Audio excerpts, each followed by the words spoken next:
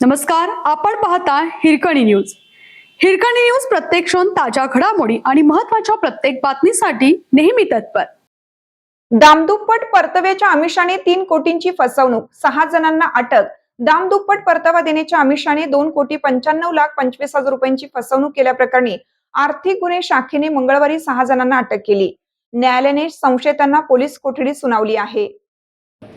रमेश गणपती शिरगावे वय 51 राहणार हेब्बाळ तालुका गडिंग्लज, रणजित राजाराम रावण वय 42 राहणार मुरगुड तालुका कागल, संतोष शिवाजी भोसले वय 34 औरनाळ तालुका गडिंग्लज, तुषार सुरेश चौथे वय 38 साधना हायस्कूल समोर गडिंग्लज, विठ्ठल मारुती जाधव वय 52 भीमनगर गडिंग्लज, सदाशिव दत्तात्रय चव्हाण वय 67 पिंपळगाव तालुका भुदरगड अशी अटक केलेल्यांची नावे आहेत.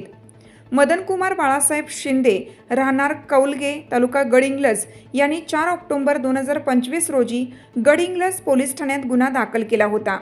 यापैकी काही संशयितांना यापूर्वी अटक झाली होती.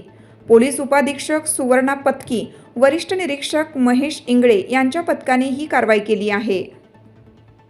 आपल्या हिरकणी न्यूज चॅनलला लाईक करा, शेअर करा आणि सबस्क्राईब करायला विसरू नका आणि रहा अपडेट.